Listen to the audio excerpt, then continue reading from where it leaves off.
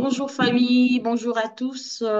Vous êtes sur votre chaîne MC Kalinga TV. Restez branchés sur votre chaîne. Encore aujourd'hui, nous sommes sur notre rubrique des À l'écoute de la parole avec le pasteur Jean-Claude, le révérend Jean-Claude, le bishop Jean-Claude. Je verrai bien. Donc, je commence par lui saluer. Bonjour mon bishop. Bonjour bishop. Alors, je commence, je vous laisse la parole, Bishop. Vous êtes là, Bishop, vous m'entendez? Oui, oui, oui, je vous entends, oui, je vous entends. Ok, alors je vous laisse la parole. Parlez-nous de ces thèmes, connaître Christ et le faire connaître aux autres. À vous la parole, je vous laisse mon Bishop. Merci. Ok, merci beaucoup, maman Andy. Merci aussi à vous tous qui nous suivez pendant ces instants. Et je crois que par la grâce du Seigneur, nous allons devoir parler de ce thème combien important. Vous allez le découvrir avec moi, qui est connaître Christ et le faire connaître aux autres. En lisant la parole de Dieu, parce que ça fait quand même un beau bout de temps que je suis chrétien, que je suis venu au Seigneur, et en lisant la parole de Dieu encore et encore, je me rends compte que, et je comprends que la chose la plus essentielle qui, qui nécessite notre compréhension, qui nécessite notre attention, c'est la connaissance de la personne de Christ.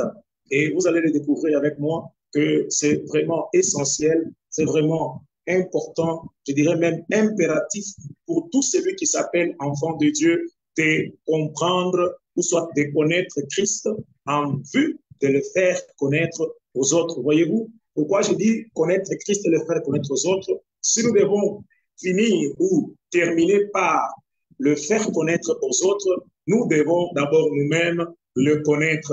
Et l'on ne peut pas le connaître tel qu'il est sans toutefois avoir envie d'en parler aux autres. Voyez-vous? Donc, c'est interchangeable. Vous ne pouvez pas connaître Christ tel qu'il est, ce qu'il a fait, ce qu'il a, sans que vous ne soyez poussé de vous-même à pouvoir en parler aussi aux autres, sans que vous puissiez être poussé à le faire connaître aux autres. Voyez-vous, je donne un exemple de la femme samaritaine qui a rencontré Jésus au puits, là où il est allé pousser de l'eau pour donc qui était quelque chose qu'il faisait d'habitude, d'une manière habituelle. Voyez-vous, la conversation commence par la demande de Jésus à la femme. Il lui dit, donne-moi de l'eau. La femme s'étonne et dit, mais comment toi tu es juif?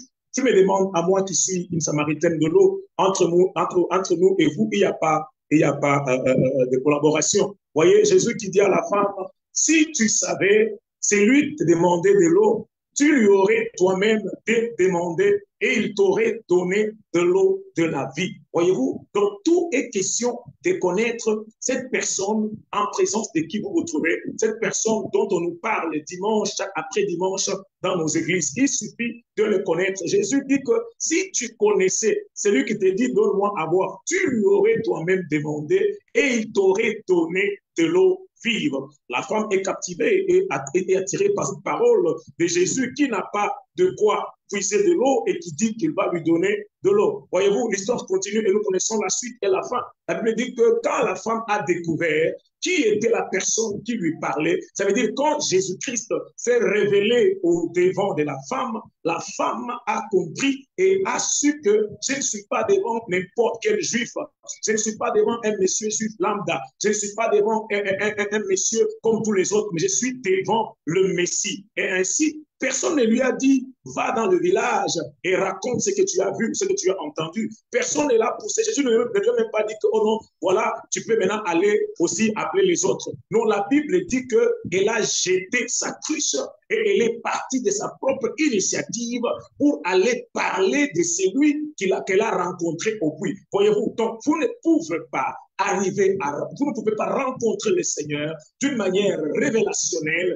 d'une manière révélatrice, donc par l'entremise du Saint-Esprit. Parce que connaître le Seigneur, c'est une affaire de l'Esprit. C'est pourquoi il y en a qui le connaissent d'une manière intellectuelle et ça ne donne absolument rien dans leur vie comme changement ou transformation. Mais lorsque vous les découvrez, lorsque vous les connaissez par révélation, vous allez voir que vous serez tenu obligatoirement, impérativement, à les faire connaître aux autres. On ne va pas vous pousser. Des fois, dans nos églises, voyez-vous, nous poussons les gens, amenez quelqu'un, ceci, cela, allez évangéliser. Vous voyez? Mais la plupart des gens que nous envoyons pour évangéliser, pour parler de Jésus aux autres, eux-mêmes ne le connaissent pas bien. Eux-mêmes ne l'ont pas encore expérimenté. Voyez, Pierre et les autres étaient avec Jésus. Jésus leur a posé la question, qu'est-ce que les gens disent que je suis?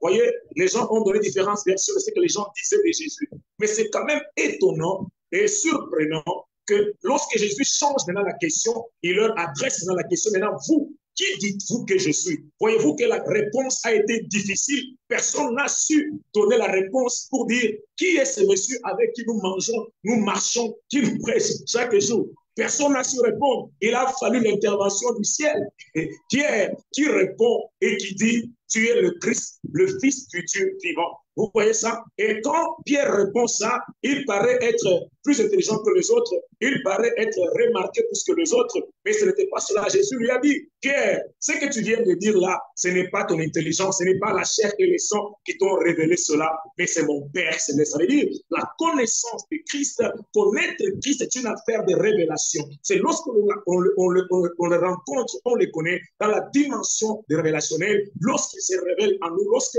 les écailles du yeux du cœur tombent et nous contemplons sa gloire, nous contemplons sa magnificence, nous connaissons ce qu'il est vraiment, alors là, nous pouvons être poussés, nous pouvons être amenés à parler aux autres. Je donne un autre exemple.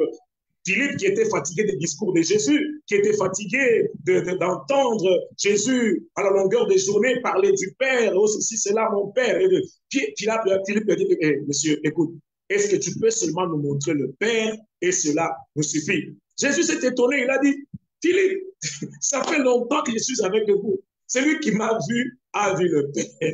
Voyez-vous, bien dans le Seigneur. Ça veut dire, c'est un thème qui est très important. C'est un thème que nous sommes en train de développer dans notre Église ces derniers temps et j'ai voulu aussi partager avec vous. Nous avons pour mission de faire connaître Christ aux autres. Lorsque nous le connaissons, nous sommes tenus aussi de le faire connaître aux autres. C'est un devoir, mais au préalable, il faut d'abord que nous puissions le connaître. Le connaître devient un impératif. Le connaître devient une nécessité dans l'Église du Seigneur. Parce que c'est quand même aberrant que les chrétiens qui parlent de Christ sans le connaître, c'est quand même aberrant d'entendre, de voir les gens qui parlent de Christ, mais sans pouvoir vraiment le connaître. Voyez-vous, bien dans le Seigneur, donc c'est très important. Donc, ce que je viens de dire est en train un peu, en quelque sorte, de peindre l'importance de ce thème que je suis en train de développer avec vous. Alors, je vais ça c'était une manière introductive. Alors, maintenant, je vais poser une question et nous allons répondre à cette question-là. Pourquoi est-il nécessaire de connaître Christ? Pourquoi connaître Christ? Voyez-vous, c'est une question très importante aussi à laquelle il faut répondre. Maintenant, en répondant à cette question, pourquoi connaître Christ, nous serons en même temps en train de peindre la personne de Christ, qui il est vraiment selon la parole de Dieu, selon ce que la parole de Dieu dit de lui qu'il est. Parce que le connaître, c'est très important, et le connaître fait que nous puissions bénéficier totalement et entièrement de tout ce qu'il est. Parce que plus nous le connaissons, plus notre foi devient de plus en plus solide en lui et nous pouvons devenir de plus en plus libres. Voyez-vous, Jésus dit, vous connaîtrez la vérité et la vérité vous rendra libre. La vérité fera de vous des hommes libres. Ça veut dire, notre liberté dépend de la dose, de la connaissance de la personne de Jésus que nous avons. Et la vérité dont Jésus parle n'est pas une philosophie scientifique ou une philosophie théologique ou une philosophie quelconque, mais la vérité, c'est la personne de Jésus, parce qu'il le dit. Il dit pas que j'ai la vérité, ou bien j'ai la vie, ou bien j'ai le chemin. Non, il dit, je suis le chemin, je suis la vérité et je suis la vie. Ça veut dire, notre liberté dans ce monde, notre affranchissement, dépend de la dose, de la connaissance de Christ que nous avons. Et notre foi peut être beaucoup plus agissante lorsque nous connaissons vraiment qui est Jésus. Lorsque nous entrons en profondeur de sa connaissance, lorsque nous le connaissons en profondeur, nous pouvons être capables, comme la Bible dit, que ceux qui connaîtront leur Dieu agiront avec fermeté. Ça veut dire la fermeté dans les actions, la fermeté dans la vie, la fermeté dans l'expression de notre foi ne vient pas de n'importe quoi, mais vient de la dose ou de la dimension de la connaissance de Christ que nous avons. Pourquoi connaître Christ? Donc, nous voulons répondre à cette question, pourquoi connaître Christ?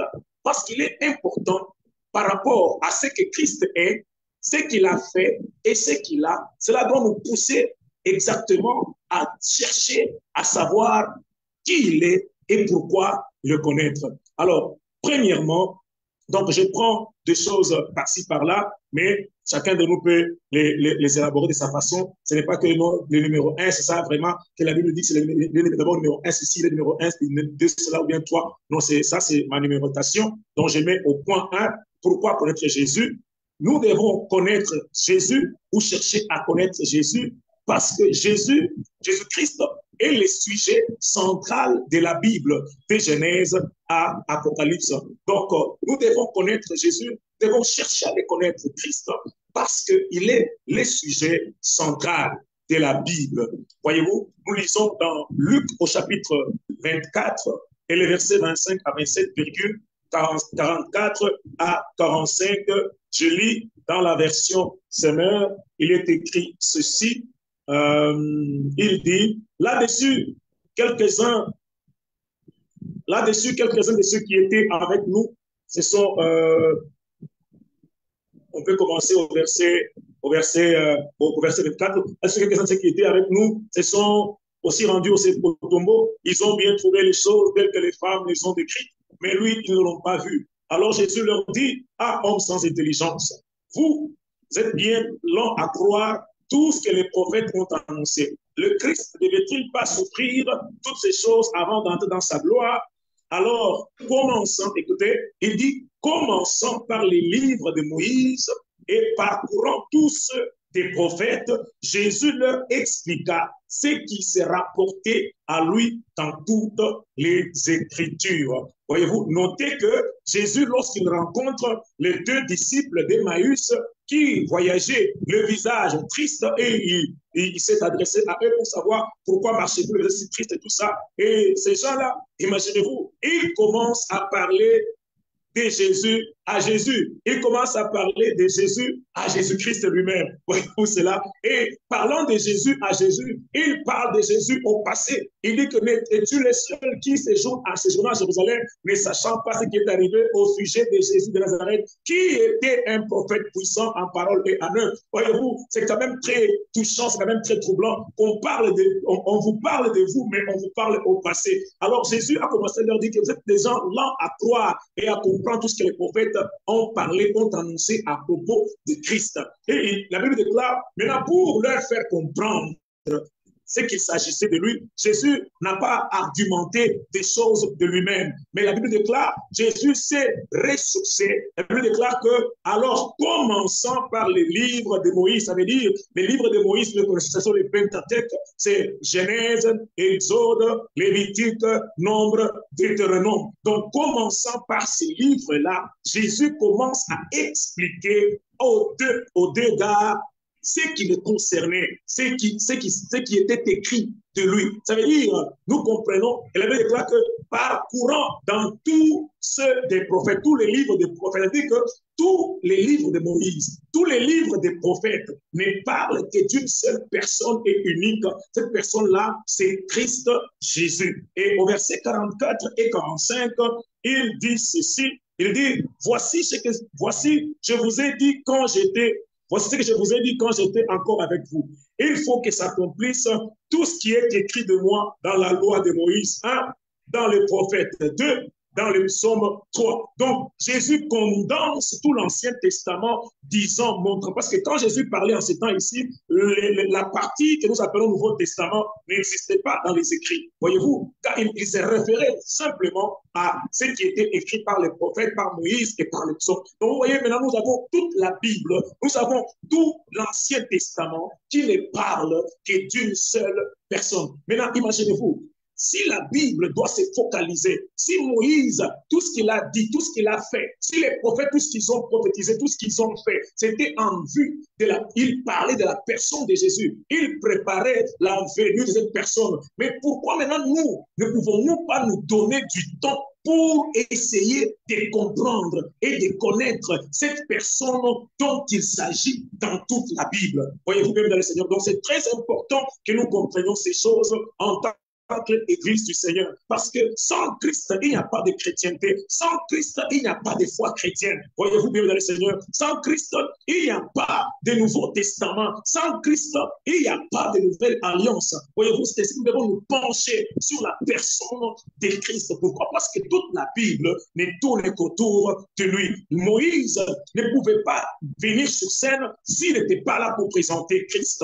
Adam ne pouvait pas entrer en scène s'il n'était pas là pour présenter le Christ. David ne pouvait pas entrer en scène s'il n'était pas là pour présenter le Christ. Isaac ne pouvait pas entrer en scène. Abraham et Esaïe, tous ces gens-là ne pouvaient pas entrer en scène si ce n'était que pour présenter le Christ d'une manière encore qui était voilée. Parce que l'Ancien Testament, c'est le Nouveau Testament caché. Le Nouveau Testament est caché dans l'Ancien Testament et le Nouveau Testament révèle l'Ancien Testament. Voyez-vous même dans le Seigneur. Donc, nous comprenons qu'il est important. Pourquoi connaître Christ? Parce qu'il est le sujet central de la Bible. Jésus-Christ est celui dont toutes les images, tous les types, tous les symboles et tous les personnages de l'Ancien Testament parlent. C'est pourquoi moi je suis écœuré quand je vois des gens qui veulent devenir comme Job, des gens qui souhaitent devenir comme Esaïe, des gens qui souhaitent devenir comme Élie. Non, ces gens-là, nous ne devons pas chercher à être comme eux parce qu'ils étaient là pour présenter quelqu'un des plus grands, des plus excellents, des plus élevés. Parce que Jésus n'est pas de leur ligue, Jésus n'est pas de leur catégorie, il est dans une catégorie à part. Parce qu'il dit aux Juifs, avant que votre père Abraham a tressailli au jour de voir mon jour. Et il a vu, il s'est réjoui. Et les Juifs lui ont dit, tu n'as pas encore 50 ans, mais tu parles d'Abraham. Comment ça? Il leur dit, avant qu'Abraham ne soit, moi je suis. Ça veut dire qu'il a été là avant tout le monde là. Ça veut dire qu'il n'est pas de leur catégorie, il n'est pas de leur ligue, il n'est pas de leur rang. Voyez-vous? Donc, pourquoi nous devons chercher à connaître Jésus? Parce qu'il est le sujet central de la Bible. Et je disais à l'Église, et je vous dis aussi, que lorsque vous lisez la Bible, lorsque vous lisez l'Ancien Testament particulièrement, et que vous ne voyez pas Jésus comme la filigrane qui passe dans toute la Bible de Genèse à Apocalypse, dont vous n'avez pas encore lu la Bible. Si vous, quand vous lisez Moïse, quand vous lisez Lévitique, quand vous lisez toutes ces histoires qui concernent les offrandes, et suite, vous ne voyez pas la personne de Jésus, donc vous êtes à côté. Si vous regardez Adam et que vous ne voyez pas au travers d'Adam, vous ne voyez pas Christ qui devait venir, donc vous êtes à côté de la Bible. C'est pourquoi nous avons beaucoup plus en ces temps les doctrines des hommes, les doctrines des démons, les doctrines de manipulation qui ont dévié. Pourquoi? Parce qu'ils utilisent la même Bible, mais ils ne voient pas Christ.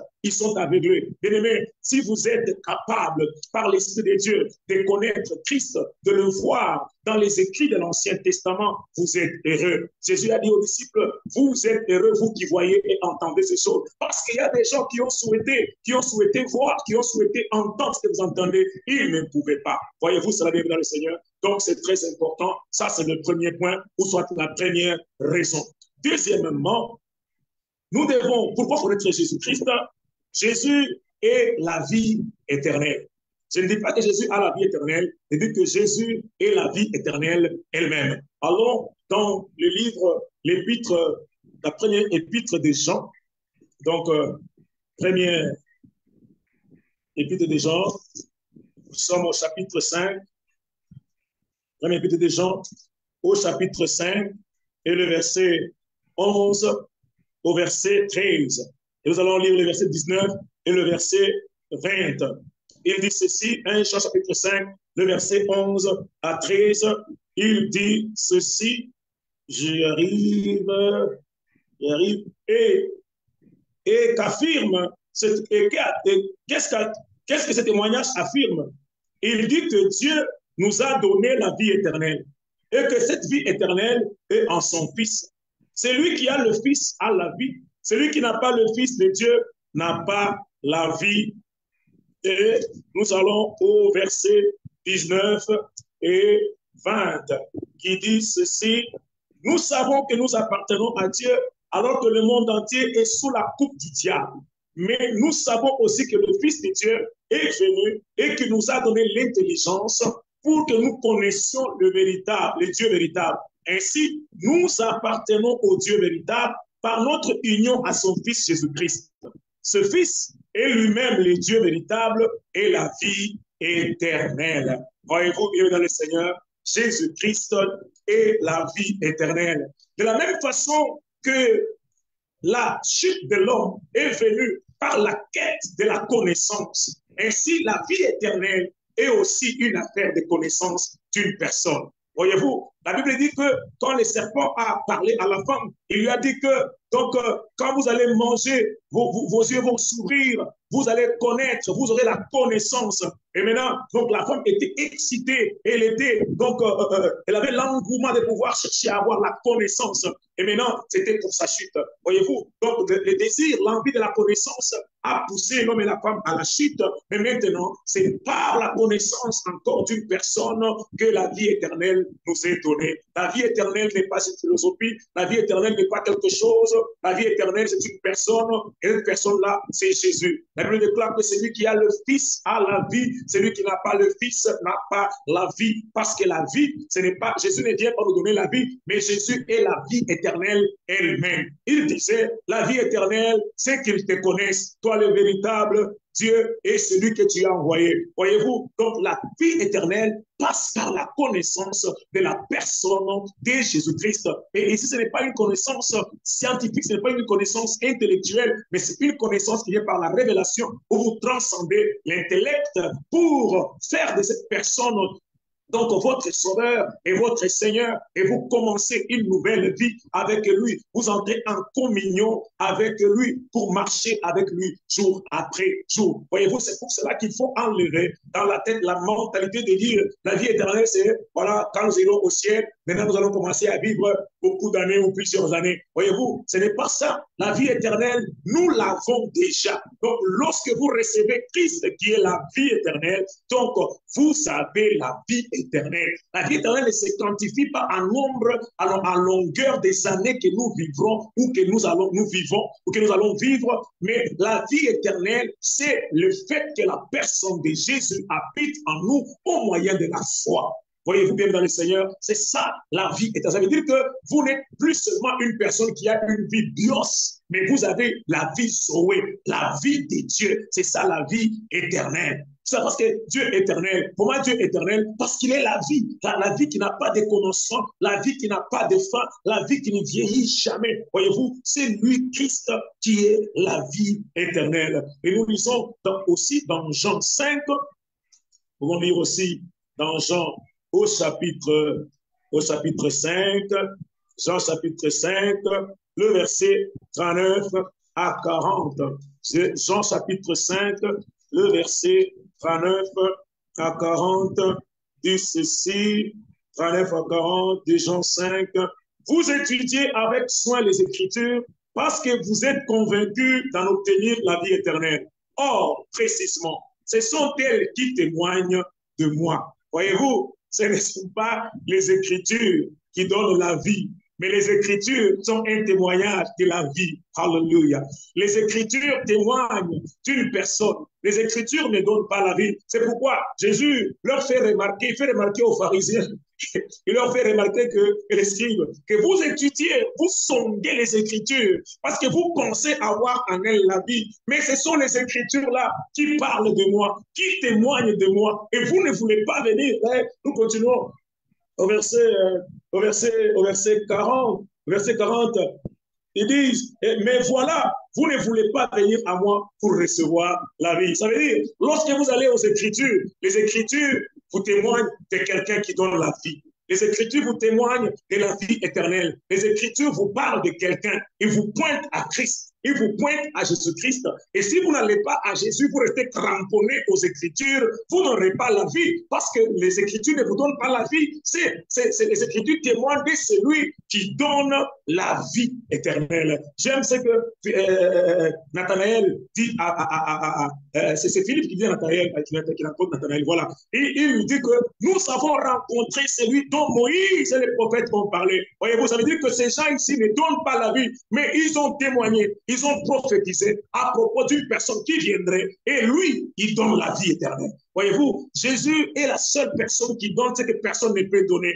Moïse peut donner des choses, Élie pouvait donner des choses, tous les prophètes pouvaient donner des choses, mais ce que Jésus donne, aucune personne ne peut lui donner. Voyez-vous, c'est pourquoi je disais qu'il est unique dans sa catégorie, il est unique en son genre. La Bible dit ceci, que la loi a été donnée par Moïse, mais la grâce et la vérité sont venues par Jésus-Christ. Ça veut dire que ce que Moïse a amené ne donne pas la vie. Ce que Moïse a amené ne donne pas la délivrance. Mais ce qui donne la vie, c'est la grâce et la vérité. Pourquoi? Parce que la grâce nous sauve et la vérité nous libère du mensonge du diable. Alléluia. Donc, comprenez bien dans le Seigneur que la vie, ce n'est pas une philosophie. La vie, c'est une personne. Et cette personne-là, c'est Jésus-Christ. Jésus-Christ est la vie éternelle. Et comme celui qui est la vie éternelle, dont nous devons chercher à le connaître en profondeur pour expérimenter cette vie-là et que cette vie-là puisse aussi toucher le monde dans lequel le monde et les gens avec qui nous sommes en train de vivre. Parce que vous ne pouvez pas arriver à expérimenter ou à toucher les autres par la vie que vous avez, et la vie éternelle que vous avez en vous, si vous-même vous ne comprenez pas ce qui s'est passé en vous lorsque vous avez reçu Jésus-Christ. Voilà. Troisièmement, pourquoi devons-nous chercher à connaître le Christ? Nous lisons dans Colossiens chapitre 1er et le verset 14 à 20. Nous voulons comprendre, troisièmement, pourquoi connaître Christ. Colossiens, chapitre 1er, le verset 14 à 20, dit ceci exactement. Étant unis en lui, nous sommes délivrés, car nous avons reçu le pardon des péchés. Le Fils est l'image du Dieu que nul ne voit. Il est le premier-né de toute création. Car c'est en lui qu'ont été créées toutes choses, dans les cieux comme sur la terre, les visibles, les invisibles, les trônes et les seigneuries, les autorités, les puissances. Oui, par lui et pour lui, tout a été créé. Il est lui-même bien avant toutes choses, et tout subsiste en lui. Il est lui-même la tête de son corps qui est l'Église. Ce Fils est le commencement, le premier-né de tous ceux qui sont morts, afin qu'en toutes choses, il ait le premier rang. C'est en lui que Dieu a désiré que toute plénitude ait sa demeure. Et c'est par lui qu'il a voulu réconcilier avec lui-même l'univers tout entier, ce qui est sur la terre, ce qui est au ciel, et en instaurant la paix par le sang que son Fils a versé sur la croix. La troisième raison pour laquelle nous devons connaître Christ, c'est parce que Christ est la raison et le but de la création. C'est Christ qui est le but et la raison de la création. Ça veut dire, Dieu a créé toutes choses dans le but de révéler son Fils. Alléluia. Donc le monde a été créé, toute chose qui a été créée dans le but de pouvoir révéler Christ. Alléluia. Ça veut dire que le but de la création était pour révéler Christ. La raison pour laquelle Dieu a tout créé, c'est Christ. Voyez-vous. Maintenant, si il en est ainsi, pourquoi ne pouvons-nous pas nous concentrer comme Paul priait pour l'église d'Éphèse en disant que je prie que Dieu illumine les yeux de votre cœur pour que vous puissiez comprendre, vous puissiez connaître la chose qui nous fait défaut dans nos églises actuellement au travers de l'Afrique et partout ailleurs, c'est le manque de connaissances. Pas n'importe quelle connaissance, mais la connaissance de Dieu. Parce que quand Osée 4, 6 dit que mon peuple est détruit parce qu'il manque la connaissance, ce n'est pas une connaissance philosophique scientifique, mais c'est la connaissance de Dieu. Les gens ne connaissent pas Dieu. Oh, vous ne pouvez pas connaître Dieu sans passer par Christ. Vous ne pouvez pas connaître Dieu sans passer par Christ qui révèle le Père. Parce qu'il y avait des places ici que c'est lui qui révèle le Père. C'est Christ qui est l'expression visible du Dieu invisible. Donc vous ne pouvez pas connaître le Père sans que vous ne connaissiez le Fils.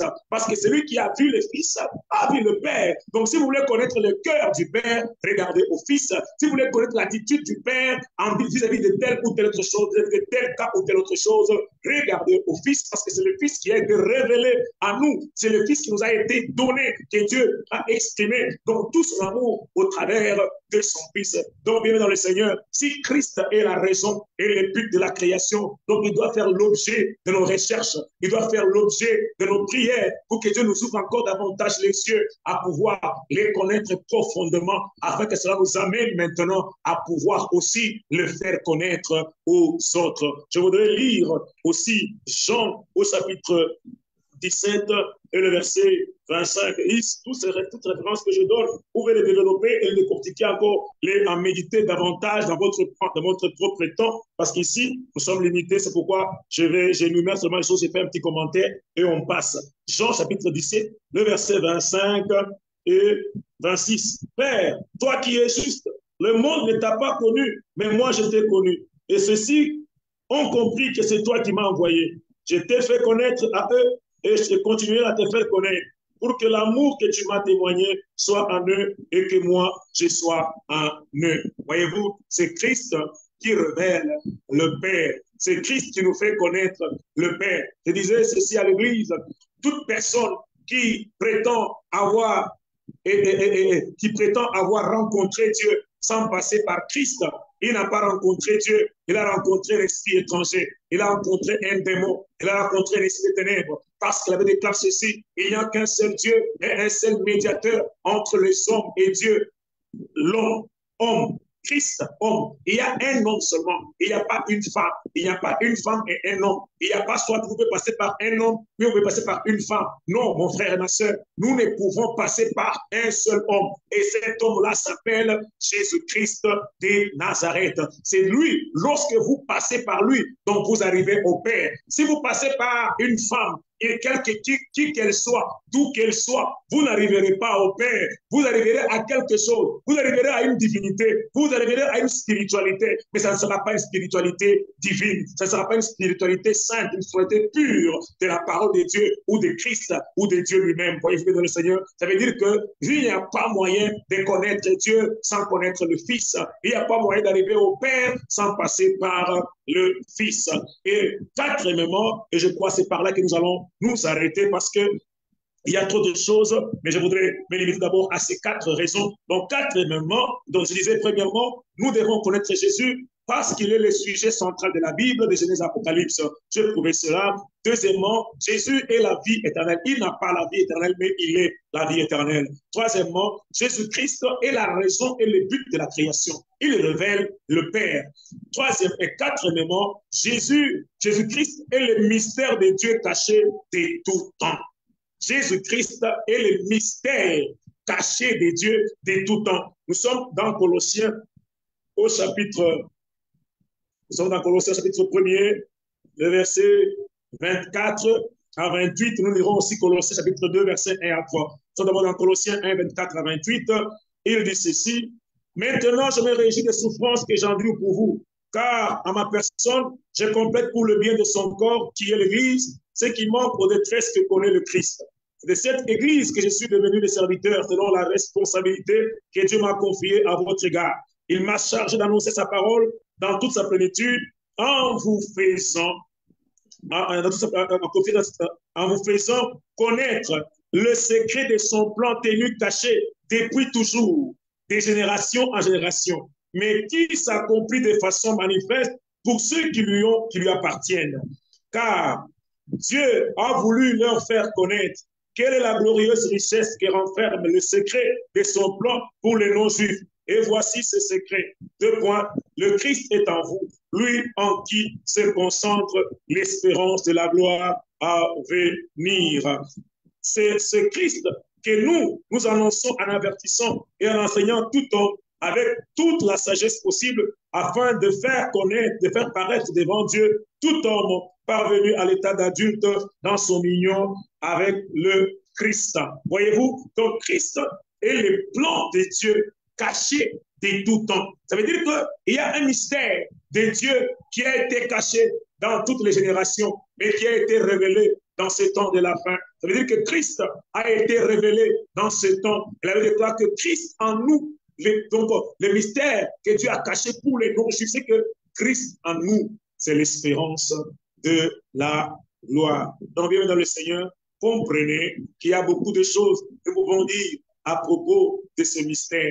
Au lieu de chercher à connaître le mystère ou, je ne sais pas, les secrets de je ne sais quoi, de Satan ou de connaître les profondeurs des démons et de la sorcellerie, cherchez à découvrir quels sont ces secrets que Dieu a maintenu cachés pendant des générations et qu'il a révélé. Parce que lorsque cette vérité-là vous est révélée, lorsque vous comprenez, votre foi en dépend. Et lorsque votre foi est nourrie par la compréhension et la connaissance de ce mystère, votre vie ne sera plus la même. Votre façon de marcher avec ne sera plus la même. Votre façon de pouvoir impacter le monde ne sera plus la même. Pourquoi? Parce que cette connaissance devient une lumière qui éclaire votre chemin par laquelle vous marchez et par laquelle vous agissez. Voyez, vous-même, c'est cela donc que je voudrais partager avec vous, Maman Andy. Je remets la parole à vous. Merci aux internautes et à tous ceux qui nous suivent. Merci beaucoup. Merci à vous, Pasteur Jean-Claude. Que Dieu vous bénisse. Merci vraiment pour Amen. ces paroles et ces thèmes qui est important. Je vais demander à tout le monde de lire vraiment le verset que le pasteur a donné aujourd'hui. Ce sont des versets vraiment très capitaux et qui va nous aider à notre marche de tout le jour. Vraiment, Oui. pasteur, que Dieu vous bénisse. Merci, Merci merci beaucoup. beaucoup. Merci pour Merci à vous. aujourd'hui. Oui, OK. on se voit le samedi sur notre rubrique de Allez et de prier ensemble. Et chaque mardi, nous sommes là sur notre rubrique de l'évangélisation et mercredi sur notre rubrique de À l'écoute de la parole. On est ensemble, les familles. À la prochaine. Bye Merci. bye. Merci à tous. Bye.